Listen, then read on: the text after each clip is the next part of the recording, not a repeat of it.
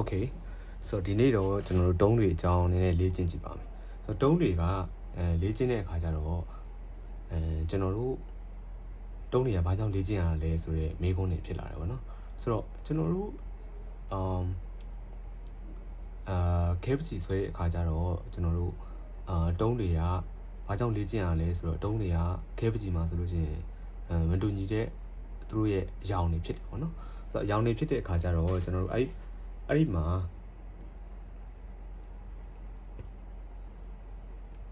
မတူညီတဲ့အယောင်တွေဖြစ်တယ်ပေါ့နော်အယောင်တွေဖြစ်တဲ့အခါကျတော့အဲ့ဒီမှာကျွန်တော်တို့ပေါ့နော်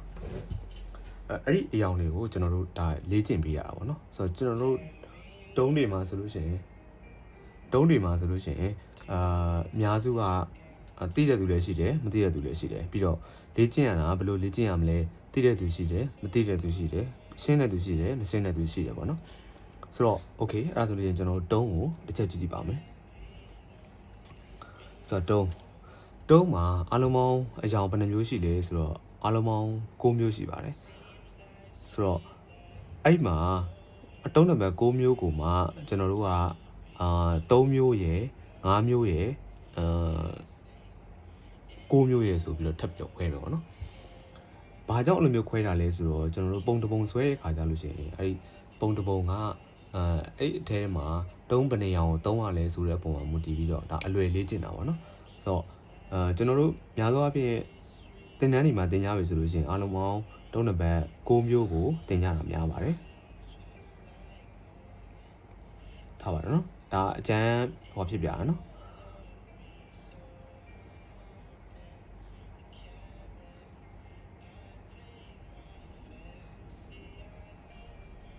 ဒါ9မျိုးပေါ့နော်1 2 3 4 5 6 9 မျိုးဆိုတော့အဲ့လိုမျိုးကျွန်တော်လေ့ကျင့်ရတယ်လေ့ကျင့်တဲ့အခါကျတော့ဘယ်လိုပုံစံနဲ့လေ့ကျင့်လဲဆိုတော့များသောအားဖြင့်ခဲကိုဒီတိုင်းရှောက်ပြီးတော့ဒီလိုမျိုးတွေချစ်ကြတာများတယ်အဲ့ခါမှကျတော့ဘာတွေဖြစ်လဲဆိုတော့ခဲချောင်းကြီးထင်တတ်တယ်ပေါ့နော်ဒါကကျွန်တော်ခဲတံကနည်းနည်းတုံးနေလို့ချို့တွေဆိုတော့ခဲတံခြုံနေတဲ့ခဲတိုင်းနဲ့လေ့ကျင့်လို့ရှိရင်အဲ့လိုမျိုးဖြည့်ပြီးတော့လေ့ကျင့်တဲ့အခါကျလို့ရှိရင်ခဲချောင်းကြီးထင်နေတတ်တယ်ပေါ့နော်အဲ့လိုမျိုးဟုတ်ပဲねကျွန်တော်တို့ဘယ်လိုပုံစံလေးကြည့်ရမလဲခဲတံကိုဒီလိုကိုင်ဒါကတော့သူ့ရဲ့မျက်နှာပြင်အမှန်ဆိုလို့ရှိရင်ကျွန်တော်တို့ဒီလိုမျိုးလေ့ကျင့်ရမှာဖြစ်ပါတယ်ဆိုတော့သူ့ရဲ့site က45 degree လောက်စောင်းမယ်ပေါ့နော်ခဲတံရဲ့ဒီ3ပုံတစ်ပုံလောက်ကနေပြီးတော့ခဲတံကိုကိုင်မယ်ပေါ့နော်ဒါမှမဟုတ်တစ်ဝက်လောက်ကနေပြီးတော့ခဲတံကိုကိုင်မယ်ဒါကကိုယ့်ရဲ့ခဲတံအခြေအနေပေါ်မူတည်ပြီးတော့ကိုယ့်ဘာသာကိုဟိုဖြစ်လို့ရတယ်ပေါ့နော်ကိုင်လို့ရတယ်ပေါ့ဒီလိုမျိုးကြီးကျွန်တော်တို့စာရေးသလိုမျိုးတုံးတွေကိုလေ့ကျင့်လို့မရလေ့ကျင့်လို့အဆင်မပြေပါဘူးဆိုတော့ကျွန်တော်တို့ step by step သွားရတာဖြစ်ပါတယ်အဲ့ခါမှကျတော့ကျွန်တော်တို့ကတုံးချဲတယ်ဆိုလို့ရှိရင်ဒီလိုချဲရမှာပေါ့နော်အဲ့ဒါဆိုလို့ရှိရင်ဒီမှာခဲလေးတွေမွားနေအောင်ဆိုတော့တုံးမှာအားလုံးပေါင်း9မျိုးရှိတယ်ဆိုတော့ပစ္စည်းတစ်ခုကိုအရာဝတ္ထုတစ်ခုကိုကျွန်တော်တို့ဆွဲပြီးဆိုတာ ਨੇ မတူညီတဲ့တုံးကာလာတွေရှိတယ်ပေါ့နော်မတူညီတဲ့တုံးကာလာတွေကိုကျွန်တော်တို့ကဖော်ဆောင်လေ့ကျင့်ပေးရမှာဖြစ်ပါတယ်ထားပါတော့ကျွန်တော်တို့ဒီမှာခဲပြက်ပေါ့ဆိုတော့ခဲပြက်ပေါ်မှာသူ့ရဲ့အယောင်ကဘယ်နှယောင်လောက်ရှိမယ်လို့ထင်လဲအခုဒီကင်မရာကနေကြည့်ရတဲ့ဥစ္စာရဆိုလို့ရှိရင်ပထမဆုံးဒီမှာ1ယောင်ရှိမယ်ဒီမှာ1ယောင်ရှိမယ်ဒီဘက်အချမ်းလေးမှာ1ယောင်ရှိမယ်ပြီးတော့အောက်မှာအရိပ်1ယောင်ရှိမယ်ပေါ့နော်ဆိုတော့အဲ့ဒီအယောင်တွေအတိုင်းပဲကျွန်တော်တို့ကဖော်ဆောင်လေ့ကျင့်ပေးရမှာပေါ့နော်ထားပါတော့ဒီနေရာကဒါကျွန်တော်ရဲ့အမြင်အားဆိုလို့ရှိရင်တုံးနံပါတ်2ဒီနေရာဆိုလို့ရှိရင်တုံးနံပါတ်4သို့မဟုတ်တုံးနံပါတ်5ဒါသူ့ရဲ့ပင်ကိုကာလာဖြစ်နေတဲ့အတွက်အဲ့လိုမျိုးပေါ့နော်ဒီဘက်အစွန်ဘက်ဆိုလို့ရှိရင်အလင်းနဲ့ဝေးသွားပြီးတော့တောင်ကျိုးနေရာဖြစ်တဲ့အတွက်တုံးနံပါတ်7ဝန်းကျင်လောက်တော့ဖြစ်မှာပေါ့နော်ဆိုတော့အရိပ်ကကြတော့သိကြတယ်အမဲတော်တွေကထွက်မှာမဟုတ်ဘူးပေါ့နော်ဆိုတော့အဲ့ခါမှကျတော့ကျွန်တော်တို့ဒါမတူညီတဲ့တုံးကာလာတွေကိုလေ့ကျင့်တဲ့အခါကျလို့ရှိရင်မဖြစ်နေသုံးရမှာဖြစ်တဲ့အတွက်ဒီတုံးတွေကိုလေ့ကျင့်ရတာဖြစ်ပါတယ်ဆိုတော့တုံးတွေကိုကျွန်တော်အလွယ်မှတ်ကြမှာဗျာဒါတော့ဗမာလိုမှတ်တဲ့သူလည်းရှိတယ်အင်္ဂလိပ်လိုမှတ်တဲ့သူလည်းရှိတယ်ဆိုတော့ဗမာလိုကကျွန်တော်တို့များသောအားဖြင့်သိတယ်အသွေးနုအသွေးချင်းပြီးတော့ middle class ဆိုပြီးတော့ဒါသိကြတာပေါ့နော်ဆိုတော့ဘာပဲပြောပြောအခုကကျတော့ကျွန်တော်နောက်တစ်မျိုးအနေနဲ့ထပ်ပြီးတော့ပြကြည့်မယ်ပေါ့နော်နောက်တစ်မျိုးကဘယ်လိုမျိုးလဲဆိုတော့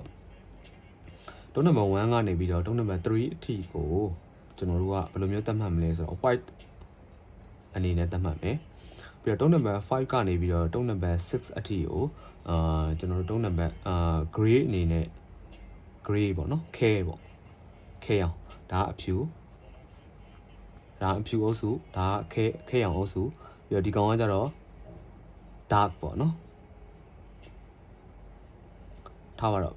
black လို့ပဲတွက်လိုက်မယ် black အမဲပေါ့နော်ဒါနည်းနည်းအရောင်အနေနဲ့ပဲဒါပြောကြတာပေါ့ဆိုတော့ black အနေနဲ့ပဲဒါကျွန်တော်တတ်မှတ်လိုက်တယ်ပေါ့နော်တတ်မှတ်လိုက်ပြီးတော့မှဒါကျွန်တော်တို့ရွေးချယ်လေ့ကျင့်ရမှာပေါ့နော်ဆိုတော့တုံးချယ်တဲ့နီးကိုသိပြီတုံးဘာကြောင့်လေ့ကျင့်ရလဲဆိုတဲ့ဟာကိုသိပြီပြီးတော့တုံးတကယ်လက်တွေ့ချယ်ကြည့်ကြမယ်ဆိုတော့ချယ်ကြည့်ကြမယ်ဆိုလို့ရှိရင်အဲ့ဒီမှာကျွန်တော်စပြီးတော့ချယ်ရတော့မယ်ဆိုလို့ရှိရင်စပြီးတော့ကြည့်ရမှာပေါ့နော်ဆိုတော့ဒီမှာတုံးနံပါတ်1ကကြတော့လုံးဝအဖြူဆုံးဖြစ်မယ်တုံးနံပါတ်1ကအဖြူဆုံးဖြစ်မယ်တုံးနံပါတ်9ကအမဲဆုံးဖြစ်မယ်ဆိုတော့တုံးနံပါတ်1နဲ့9ကြားထဲမှာရှိနေတဲ့နံပါတ်တွေကသူတို့ရဲ့ကိုယ်ပိုင်နံပါတ်တွေကိုယ်ပိုင်အကြောင်းတွေရှိတယ်ပေါ့နော်ဆိုတော့နံပါတ်တွေသတ်မှတ်ထားတယ်ဆိုတာကကြတော့အဲ့လိုမျိုးဒီတိုင်းအဆင်ပြေသလိုလေ့ကျင့်ခြင်းလို့ဘယ်လိုပဲလေ့ကျင့်ဒီကြောင်ပဲထွက်ရမယ်ဆိုတဲ့ပုံစံမျိုးနဲ့ကျွန်တော်တို့ဒါနံပါတ်တွေသတ်မှတ်ထားတာမဟုတ်ဘူးဆိုတော့အဲ့ဒီခါမျိုးကြတော့ကျွန်တော်တို့ဘယ်လိုမျိုးလုပ်ရမလဲဆိုတော့တုံးနံပါတ်1ကအဖြူဖြစ်တဲ့အတွက်ဒီတိုင်းပဲထားလိုက်မယ်ဒီနေရာမှာကျွန်တော်တို့တုံးတွေကိုဗာနဲ့ခြေကြမလဲဆိုလို့ရှိရင်ကျွန်တော်ပြောရမှာနော်ဆိုတော့ 2B ရယ် 4B ရယ် 6B ရယ်ဆိုပြီးတော့အားလုံးပေါင်းကျွန်တော်ဒီမှာ3မျိုးရှိတယ်ပေါ့နော်ဆိုတော့3မျိုးရှိတဲ့နေရာမှာ 2B ကကြတော့တုံးနံပါတ်1ကနေပြီးတော့3အထိဆွဲလို့ရတယ်ဟော 4B ကကြတော့တုံးနံပါတ်4ကနေပြီးတော့6အထိဆွဲလို့ရတယ်6B ကကြတော့တုံးနံပါတ်7ကနေပြီးတော့9အထိဆွဲလို့ရတယ်ပေါ့နော်9အထိ7ကနေပြီးတော့9အထိဆွဲလို့ရတယ်ပေါ့ဆိုတော့အဲ့ခါကျတော့ဟုတ်ပြီ4B လည်းဝယ်ဖို့မလွယ်ဘူး 2B လည်းဝယ်ဖို့မလွယ်ဘူးဆိုတဲ့သူတွေအတွက်ကsorry 6B လည်းဝယ်ဖို့မလွယ်ဘူးဆိုတဲ့သူတွေအတွက်ကကျွန်တော် 2B နဲ့သုံးလို့ရတယ်ဆိုတော့ 2B ကောင်းကောင်းတစ်ချောင်းရှိတယ်ဆိုလို့ရှိရင်သုံးလို့ရတယ်ပေါ့နော်ဒီမှာ drawing pencil ဆိုတဲ့ဟာရှိတယ်ပေါ့နော် drawing pencil လို့ရေးထားတယ်အဲ့လိုမျိုးခဲတံတွေထဲမှာကိုက 2B ကောင်းကောင်းတစ်ချောင်းရှိတယ်ဆိုလို့ရှိရင်ဆွဲလို့ရပါပြီဆိုတော့ okay ကျွန်တော်တို့2B နဲ့ပဲကျွန်တော်တို့ try ကြည့်ပါမယ် okay တုံးနံပါတ်1ကတော့အဖြူဖြစ်တဲ့အတွက်အဖြူဆုံးဖြစ်တဲ့အတွက်ကျွန်တော်တို့ဘာမှမဖြစ်ဘူး okay ပထမဆုံးတုံးနံပါတ်2ကိုကျွန်တော် shading လုပ်မယ် shading လုပ်တဲ့အခါကျလို့ရှိရင်ဒီမှာခုနကကျွန်တော်ပြောရထားတဲ့အတိုင်းပဲเนาะဒီစာရွက်နဲ့ခဲတံနဲ့ထိအောင်လေးပဲဒါကြီးကျွန်တော်ပြမယ်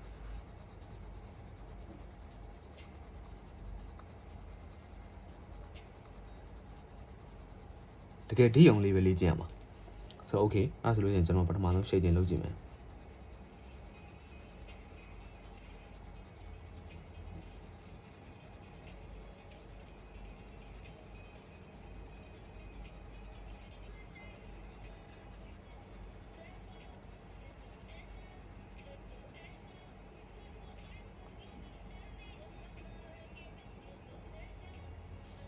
ပြီးရင်ဒီဘက်အဆုံးထွက်နေတဲ့နေရာလေးကိုနည်းနည်းလေးဟောဖြစ်လိုက်ပါတော့ဖြည့်လိုက်ပါတော့ okay တုံးနံပါတ်1ထက်တုံးနံပါတ်2ကနည်းနည်းလေးပို့ပြီးတော့အရောင်ရင့်တယ် okay တုံးနံပါတ်2ထက်တုံးနံပါတ်3ကပို့ပြီးတော့နည်းနည်းလေးအရောင်ရင့်မယ်ဆိုတော့ခုနကကျွန်တော်တို့ဆွဲတဲ့လက်ရဲ့အချိန်အစအတိုင်းပဲပေါ့နော်ကျွန်တော်နည်းနည်းလေးဖိပြီးတော့ဆွဲလိုက်မယ်ပေါ့နော်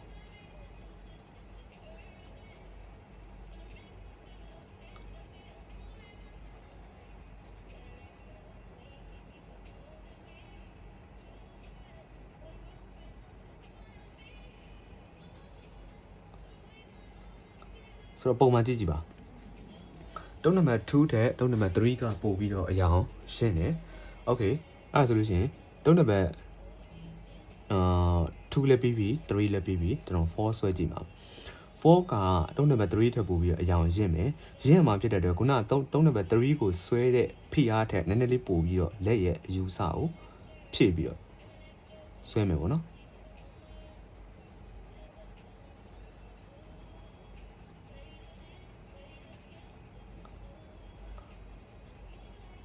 โอเค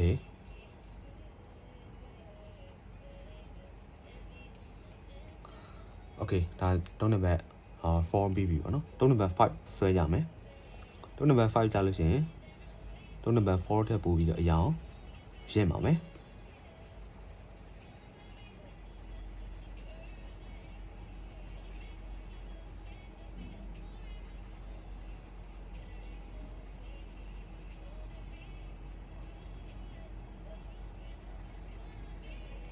တကယ်တမ်းကိုကဒီတုံးတွေကိုလေ့ကျင့်တဲ့အခါကျလို့ရှိရင်အကွက်ကိုတေချာလေးတလက်မပတ်လေလောက်အကွက်လေးတွေနဲ့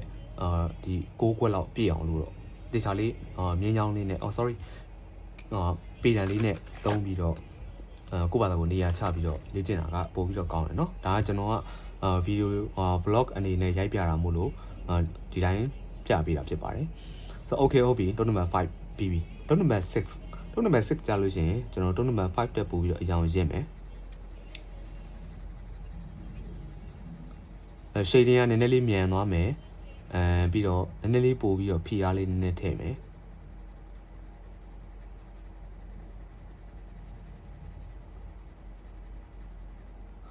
โอเคတုံးနံပါတ်6ကပြီးသွားပြီအဲ့လိုမှာကိုကခဲတံကိုချင်းတုံးချင်းနဲ့ဘယ်လိုဖြစ်သွားလဲဆိုတော့ခဲတံကဒီမှာခဲသားရဲ့နေရာလေးမှာဒီမှာတစောင်းလေးဖြစ်သွားတယ်ဗောနော်တစောင်းလေးဖြစ်သွားအဲ့တစောင်းလေးတိုင်းပဲလိုက်ပြီးတော့ခြေပါအဲ့လိုမျိုးမဟုတ်ဘဲနဲ့ဒီတိုင်းသူနဲ့ဆန့်ကျင်ဘက်အတိုင်းသွားမယ်ဆိုလို့ရှိရင်ဘယ်လိုဖြစ်သွားမလဲဆိုတော့ဟာကြည့်ဘယ်လိုဖြစ်သွားမှာဘယ်လိုတစ်ချောင်းချင်းဖြစ်သွားမှာနော်အဲ့ခါမျိုးကျတော့ခုနလားရလေးအတိုင်းပဲကျွန်တော်တို့ဆက်ပြီးတော့လေ့ကျင့်ပါပြီးတော့တုံးနံပါတ်7ပေါ့တုံးနံပါတ်7ကြာလို့ရှိရင်တုံးနံပါတ်6တက်ပို့ပြီးတော့အရောင်ရင့်မှာဖြစ်တဲ့အတွက်ပို့ပြီးတော့ချိန်မယ်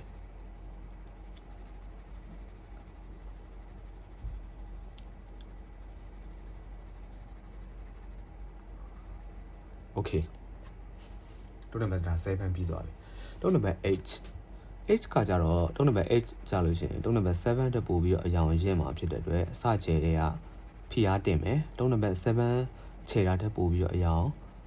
တင်ရမယ်ပြီးတော့နောက်ထပ်တစ်ထပ်ပေါ့နော်အပေါ်ကနေနောက်ထပ်တစ်ထပ်ထပ်ပြီးတော့တင်မယ်ဖြည်းဖြည်းပဲလေ့ကျင့်နော်ဖြည်းဖြည်းပဲလေ့ကျင့်အများကြီးလောစရာမလို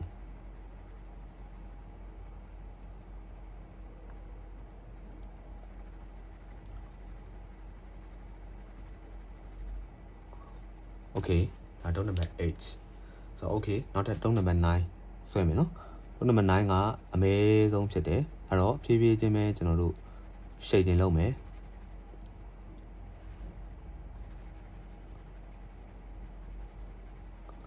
သူကအမဲဆုံးအမောင်ဆုံးအနည်းဆုံးဖြစ်တဲ့အတွက်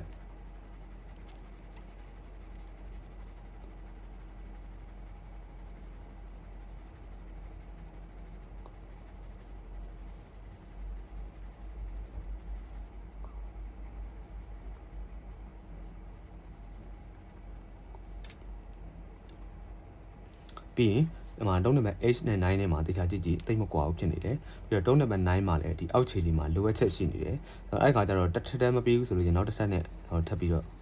try ရပါမယ်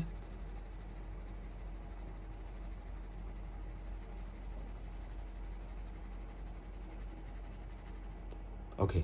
အဲ့ဆိုလို့ရှိရင်ဒါချိန်နဲ့လောက်ဖွယ်အတိဖြစ်သွားပြီပေါ့နော်ဆိုတော့ဒါကကျွန်တော်အခုဗီဒီယိုမဟုတ်တဲ့အပြင်မှာတော့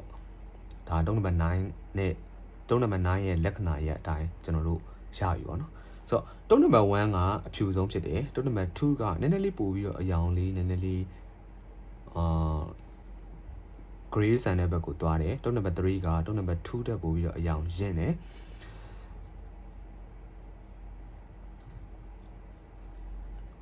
တုံးနံပါတ်4ကတုံးနံပါတ်3ထပ်ပို့ပြီးတော့အရောင်ရင့်တယ်တုံးနံပါတ်5ကတုံးနံပါတ်4ထပ်ပို့ပြီးတော့အရောင်ရင့်တယ်တုံးနံပါတ်6ကတုံးနံပါတ်5ထပ်ပို့ပြီးတော့အရောင်ရင့်တယ်တုံးနံပါတ်7ကတုံးနံပါတ်6ထပ်ပို့ပြီးတော့အရောင်ရင့်တယ်တုံးနံပါတ်8ကတုံးနံပါတ်7ထပ်ပို့ပြီးတော့အရောင်ရင့်တယ်တုံးနံပါတ်9ဒီအမဲဆုံးအမောင်ဆုံးအနည်းဆုံးဖြစ်တယ်တုံးနံပါတ်8ဒီဒုတိယအမဲဆုံးအမောင်ဆုံးအနည်းဆုံးဖြစ်ပါတယ်ဆိုတော့ဒီလိုမျိုးတုံးတွေကိုများများလေ့ကျင့်ခြင်းအပြင်ဘယ်လိုမျိုးအားသာချက်တွေရှိလာလဲဆိုတော့ကိုကပုံတပုံဆွဲတဲ့ခါကျလို့ရှိရင်ဒီဘယ်နေရာကဘယ်တုံးကိုဆွဲရမလဲဆိုတော့အခြေအနေအရရက်ပေါ့နော်အဲ့ဒါတွေကိုကောင်းကောင်းနားလည်သွားတယ်โอเคဒါကတော့တုံးနံပါတ်အားလုံးပေါင်း9မျိုးပေါ့နော်တုံးနံပါတ်9မျိုးမဟုတ်ဘဲနဲ့ကျွန်တော်တို့5 tone scale ဆိုရရှိသေးတယ်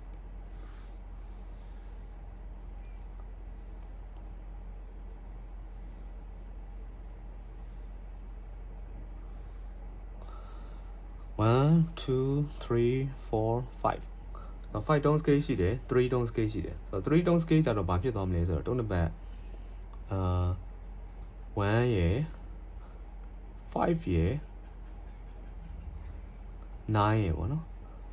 ဒါ 3 tone scale မှာသုံးရတဲ့ဥစ္စာဆိုတော့5 tone scale မှာကျတော့ဘာတွေသုံးရမလဲဆိုတော့ tone number 1ရယ်3ရယ်5ရယ်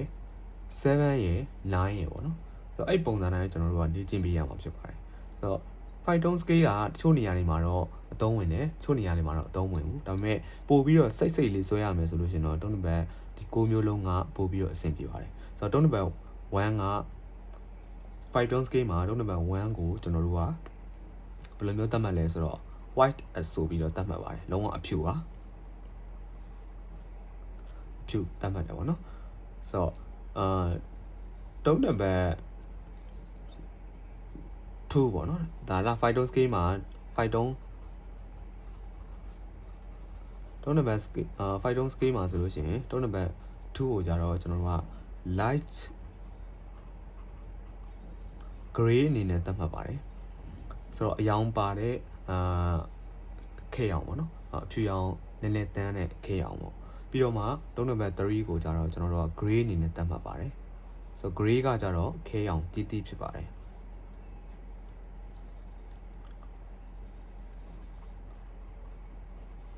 ဒါကိုကြတော့ခဲဖြော့လို့ခေါ်မယ်ပြီးတော့ဒီကောင်ကြတော့ခဲတီးတီးဖြစ်ပါတယ်tone number 4ကိုကြတော့ကျွန်တော်တို့က dark gray လို့ပြောပါတယ်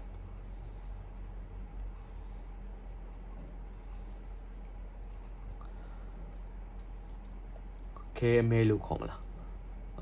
ပို့ပြီးတော့နှက်တယ်ပေါ့နော်ခဲနှက်ဆိုလို့ရှိရင်လည်းရတယ်ပေါ့နော်ပြီးတော့ဒီကောင်နောက်ဆုံးကိုကြတော့ကျွန်တော်တို့က dark သို့မဟုတ် black လို့သုံးပါတယ်လုံးဝအမဲကြီးဖြစ်ပါတယ်ဆိုတော့ပုံတွေဆွဲတဲ့အခါကျလို့ရှိရင်ကျွန်တော်တို့ဒီတုံးတွေကိုဘာကြောင့်လေ့ကျင့်ရလဲဆိုတဲ့ဟာကိုတော့ကောင်းကောင်းနားလည်သွားမယ်လို့တော့ယူဆပါတယ်ဆိုတော့တိတ်ပြီးတော့မရှင်းတာကြီးလို့ရှိရင်လည်းအောက်က comments မှာဝင်ပြီးတော့ဆွေးနွေးညှိနှိုင်းသွားလို့ရပါတယ်ဆိုတော့ဗီဒီယိုလည်းအရန်ရှည်သွားမှာစိုးတဲ့အတွက်ကျွန်တော်ထပ်ပြီးတော့မဆွဲပြတော့ပါဘူးအကယ်၍မေးစရာရှိတယ်ဆိုလို့ရှိရင်လည်းအောက်က comments မှာမေးသွားလို့ရပါတယ်နောက်ပိုင်းမှာလည်းမတူညီတဲ့ပုံတွေကျွန်တော်ဆွဲတဲ့ပုံစံတွေကိုကျွန်တော်ဆက်ပြီးတော့တင်ဆက်သွားမှာဖြစ်တဲ့အတွက်ဗီဒီယိုလေးကို like and subscribe လုပ်ခဲ့ဖို့လည်းမြစ်တာရက်ခံပါတယ်ကျေးဇူးများတင်ပါတယ်